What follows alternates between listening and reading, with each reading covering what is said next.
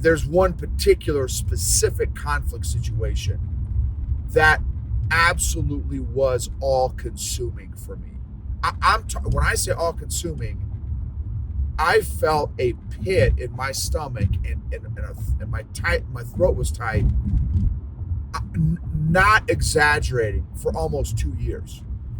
It was all I could think about. I was mentally, emotionally, physically, spiritually hijacked for 2 years because of the intensity of this particular conflict. Welcome to the EQ Gangster podcast, where you will learn practical tools to grow your mental and emotional health and intelligence to be the best version of yourself, both at work and at home. It is real, raw, and transformational. The journey of emotional growth isn't easy, but it's worth it. I believe in you.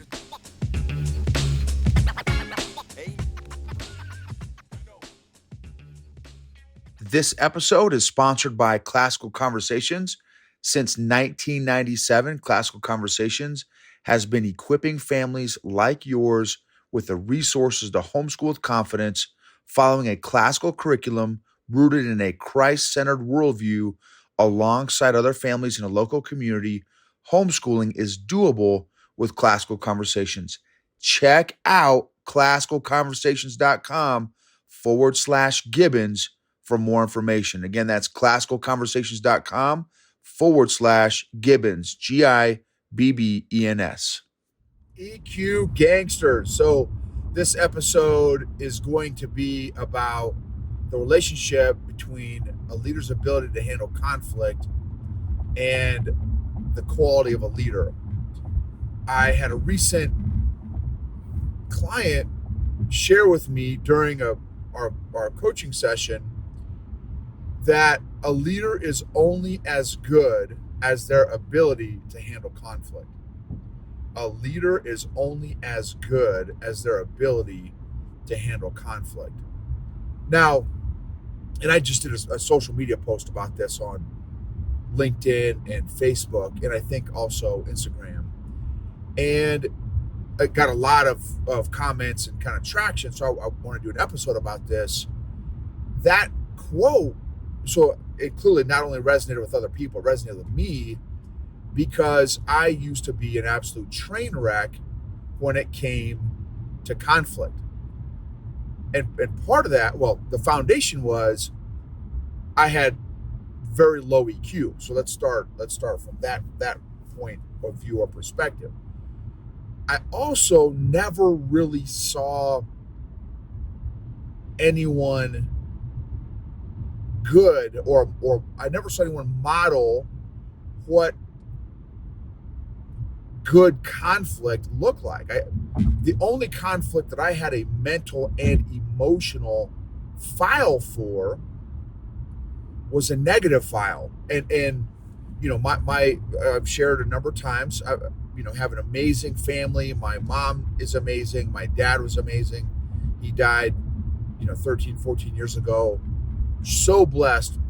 And my sister's amazing. So I'm just very blessed to have grown up in the family that I grew up in.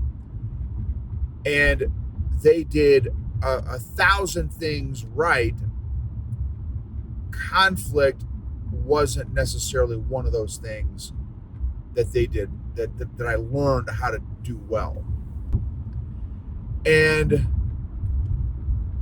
so then me, right, just having no file for my own emotions, let alone intense, strong emotions.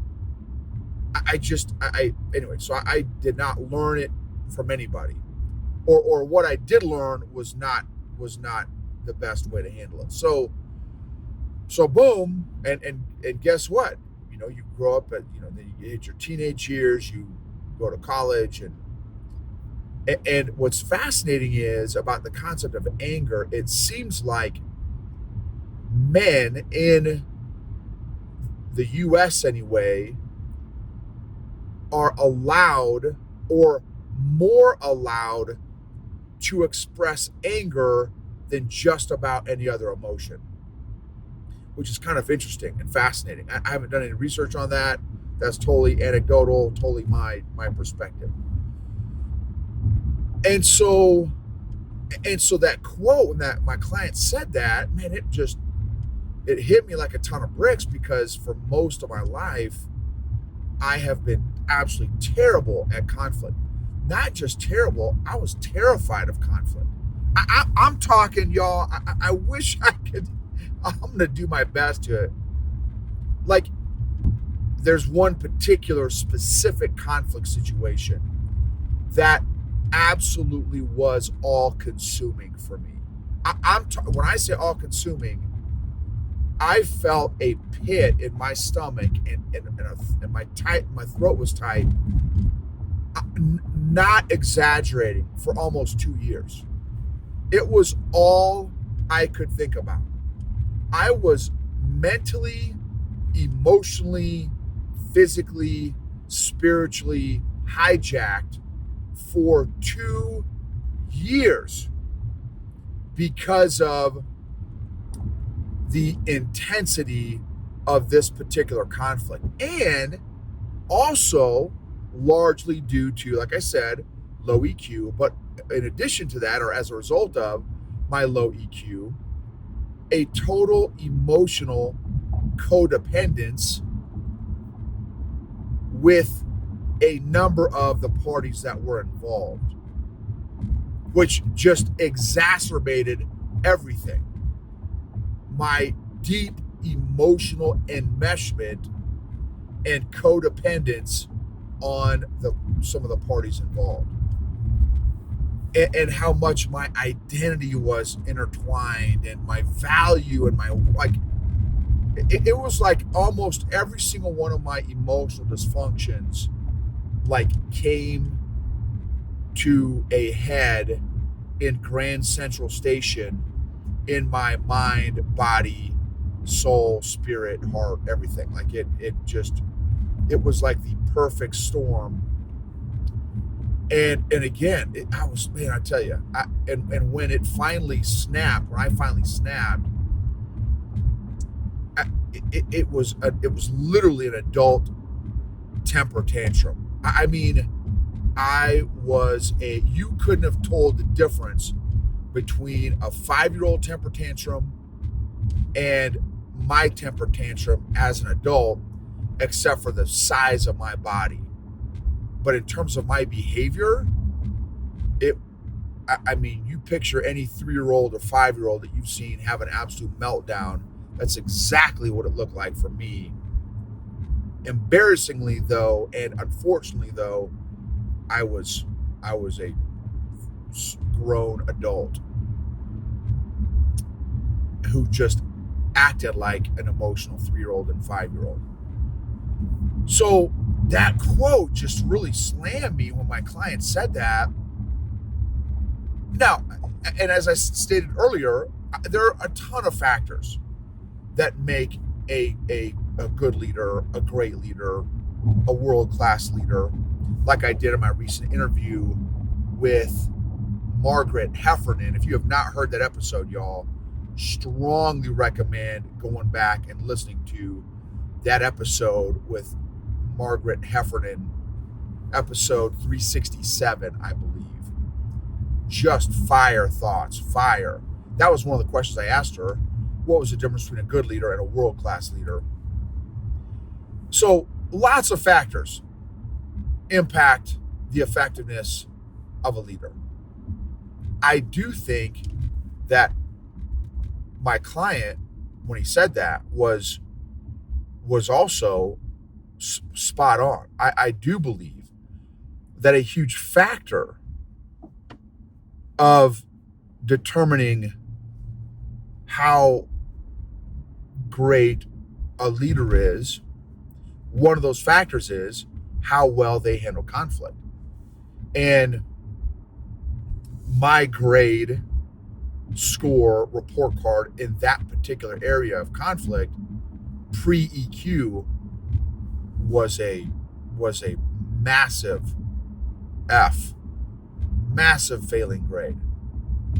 And the other thing too that was fascinating when I did this in the social media post, I shared that because my EQ was so low, I was not even aware, and this may be hard for some of y'all to believe, but I'm being honest with you. I was not even aware of the consequences to the relationships, both personally and professionally, both short-term and long-term, of my adult temper tantrums.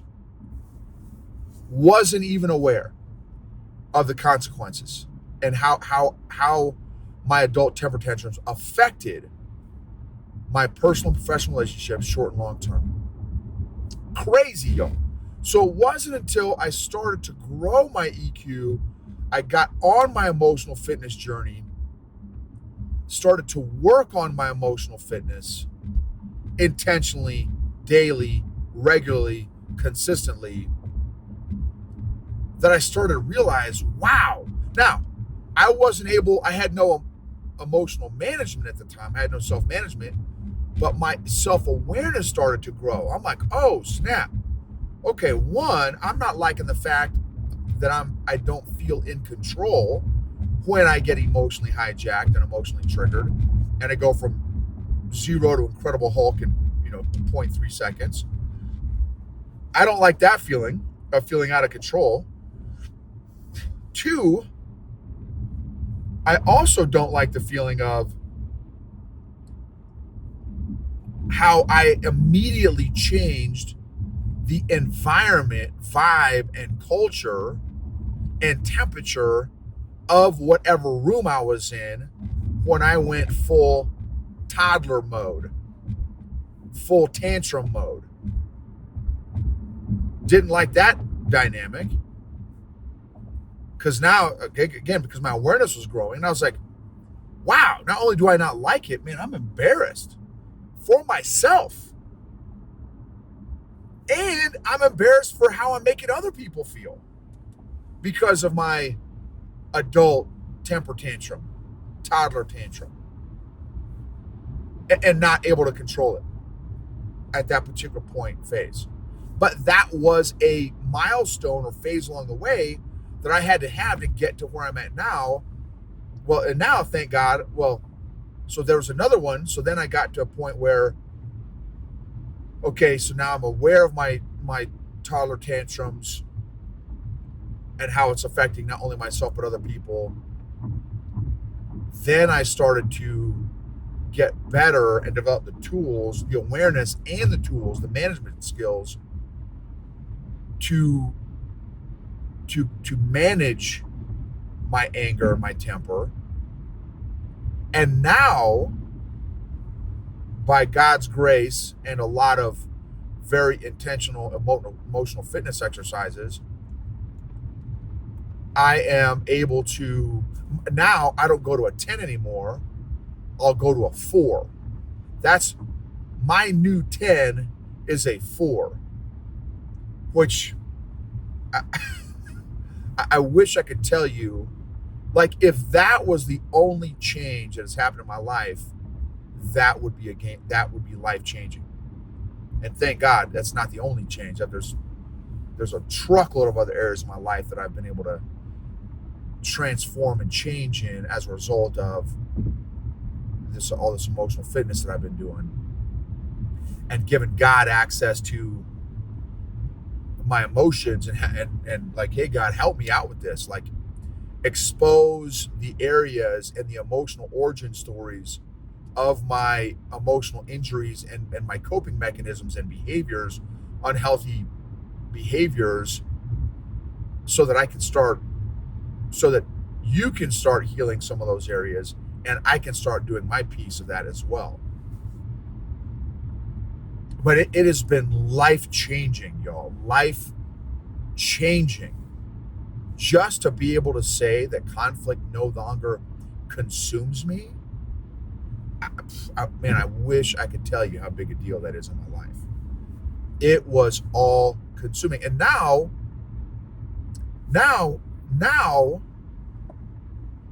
I don't run from conflict anymore.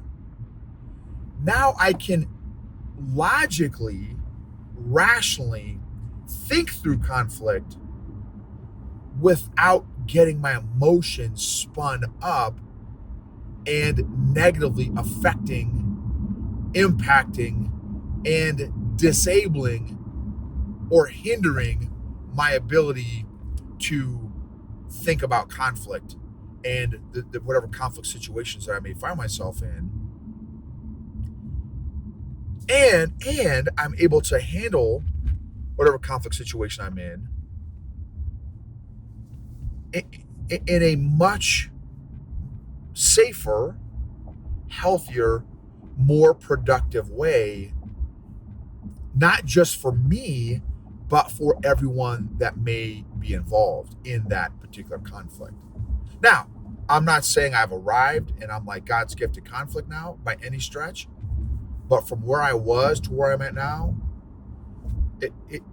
I would argue that it's almost two different people. It is like night and day, y'all. So, and again, I don't run from it anymore. I don't like, oh my gosh, because now I see it as a tool and an opportunity to grow me and to grow potentially that other person or people that are involved and to grow those respective relationships that are involved versus, oh my gosh, conflict is a relationship destroyer every time. Conflict, right? All those narratives that we get. In fact, this is money right here. This is money, y'all. This is money. What are your narratives surrounding conflict? When you hear the word conflict, what comes up? What stories, what scripts, what narratives, and what emotions come up about conflict? What is your mental, emotional, spiritual, physical file when it comes to conflict? What pops up? What? Because that's huge. That's huge. Again, like say, for example, jiu-jitsu. When I was a white belt and I was rolling, I'm like, oh my gosh, I'm going to get destroyed by everybody. And I was accurate. So I wasn't being humble or modest. I was going to get destroyed by men, women, and children were going to destroy me. And they did. For the first 2 years of my jiu-jitsu career, 2+ years of my jiu-jitsu career, I got destroyed by men, women, and children. And so there was some anxiousness and anxiety. And guess what? That showed up in my role because I was nervous. I was anxious. My breathing was, I would almost hyperventilate. I would, be super aggressive because I didn't know any other. I had no moves. I had no skills. I had no self-awareness. I had no self-management skills. Now, it doesn't matter who it is. They could be 6'8", 350 pounds, 5% body fat, and a 8th degree black belt. I'm pretty confident probably how it's going to go in terms of getting balled up, but I'm not nervous or anxious or scared because I have enough fundamentals in jiu-jitsu, in breathing, in self-awareness, self-management to be calm, cool, and collected as I get balled up, if that was the scenario. So same thing with conflict now with me. Conflict is now an opponent that I almost, dare I say, enjoy rolling with, enjoy training with because of what I can learn. What can God teach me through this conflict scenario, this conflict situation? Do I have some more pride? Well, I'm sure I've got more pride that has to be dealt with. Do I need more humility? Do I need more tools? Do I need more, how can I be more aware and understanding of the other person's point of view, perspective that I may be in conflict with? So now it's a rolling partner. Conflict is now a rolling partner that I look forward. I don't say look, yeah, but maybe I'm not there yet. Well, I sort of like I am excited. I don't run away from, and I kind of look forward to the the what I'm going to learn and how I'm going to grow through whatever conflict scenario that may present itself. I'm very, very thankful and grateful. So that's and y'all, that is huge for me to be able to say that. That is absolutely mad. Because again, 4 or 5 years ago, it's like you mentioned the C word, and my whole body changes. I get tight. I get right. Blood starts to pump. I'm getting anxious. I'm getting stressed. I'm getting, all nothing positive is happening when I heard the C word 4 or 5 years ago. And now it's like, okay, sweet. Another great learning opportunity. How can I grow and learn? How can I humble myself? How can I understand better? How can I listen better? How can I develop my own EQ through this conflict? How can I potentially help the other person or parties through this situation? So anyway, it's anyway, that post or that client that told me that quote, and then I did a post on it, has been so great. Now, here's another ball game. The other ball game is I got another question from this post. How do you help somebody? This is a great question from one of my BJJ buddies who balls me up. Well, yeah, so I won't say his name. Yeah, I won't say his name. But anyway, so again, there have been a number of both BJJ buddies and corporate buddies and homies. Like I've had a number of people reach out to me about this particular post because it resonates with a lot of people. So one of my jiu-jitsu buddies, asked me this question: how do you help somebody? How do you help a noble pre-EQ, right? So when I was doing my adult temper tantrums, when I was not aware, how do you help someone like that? Which is a brilliant question. Absolutely excellent question. So number one, that shows that he obviously cares, right, about his buddy Noble. I'm going to call him Noble because I have no idea who it is. So number one is that, and that's huge, right? Is coming from a place of love and making the relationship safe. So saying, hey, Noble, let's say in the moment, right? So I go full toddler tantrum mode, and as an adult, and okay, hey, this is what some 2 cents here that I would recommend. Hey, Noble, dude, bro, clearly, you're super upset right now because of, from my understanding, because of A, B, and C that happened. Super angry and upset right now. Noble, do you mind if I ask you a couple questions about this situation so I can have a better understanding of what you're expressing and experiencing?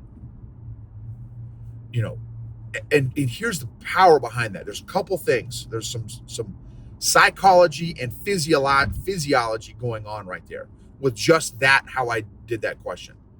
One is you are asking them permission. So, which makes them feel in control. And typically when someone has an adult temper tantrum, part of it is they may be feeling a little bit out of control.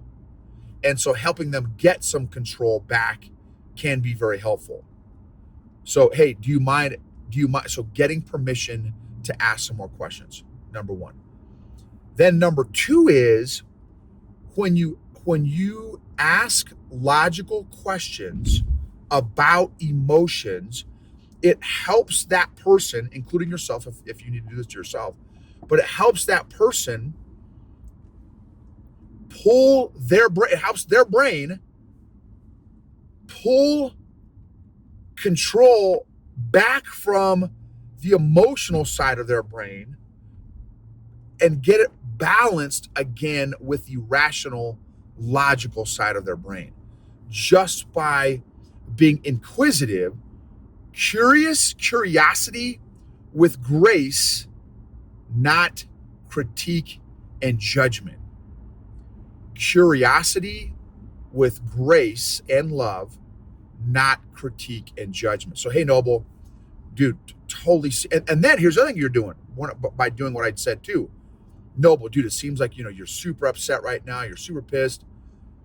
Do you mind? So just by that first phrase there, you're also validating and affirming my emotional state that I may or may not be aware of myself. And anytime you can validate and affirm, again, not agree with, I'm not saying you have to agree with them, but validate and affirm their emotions, someone's emotional state, that can be life-changing to somebody because it makes them feel shoved. SHUV, seen, heard, understood, and valued. So just by doing that, you're validating and affirming, then you're getting permission, which is giving them some control back. Then you start asking with curiosity and grace questions about, hey, Noble, so is it cool? Yeah, no, hey, yeah, bro, it's fine. What do you got? What do you got? What kind of question you got? Well, so what do you think was the biggest factor, or what do you think the 2 or 3 factors were in that scenario happening? And really, so here's what you're doing. You're literally helping that person think logically about whatever it was that set them off. Because if they allow themselves to get that angry, they don't have either the self-awareness, or if they do have the self-awareness, they definitely don't have the self-management skills to control their emotions. So they definitely don't have self-management. So that's something to so basically what you're doing is, again, you're helping them logically process. You're helping their emotional hijacked brain. So they're the side of their brain. So what happens is their emotions, the chemicals, which are emotions, flood their system, taking over their system, preventing them, hindering them to think logically, rationally about whatever scenario is that they're freaking out about. So by asking, and I would recommend starting with some questions, and again, it's got to be non-threatening. It can't be, dude, why are you freaking out? Right? Because now it's like, what? I'm freaking out. What are you trying to say? Like, so it can't be like, why are you freaking out? It's got to be about the situation.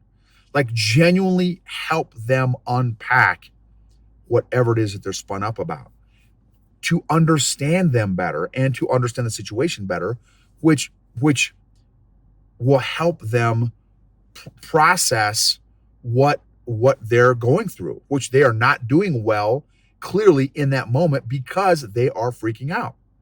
So anyway, that's my 2 cents on how to help. So, because that's what my wife did for me. Every time I was emotionally hijacked and triggered, I would blow up. I'd go full Hulk mode, a toddler tantrum. And then as soon as she was able to, this is what she would do for me. Hey, babe, clearly you're upset and pissed off right now. Definitely, right? And can I, do you mind if I just ask you a couple questions just so I can better understand kind of where you're coming from and kind of what the situation is, which made it was non-threatening. So it wasn't, why are you freaking out? Why are you acting like such a 5-year-old? Right? Because that would just further spin me up. So when she asked it that way, I'm like, yeah, okay, what's going on? What are your questions?